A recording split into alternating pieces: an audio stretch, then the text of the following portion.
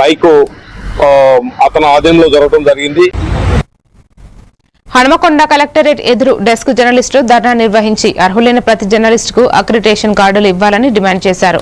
సమాచార పౌర సంబంధాల శాఖ జారీ చేసిన జీవో 252ను పాత విధానమైతే సవరించి అమలు చేయాలని, ఆయా డిమాండ్లను పరిష్కరించేదాకా ఆందోళన కొనసాగిస్తామని హెచ్చరించారు.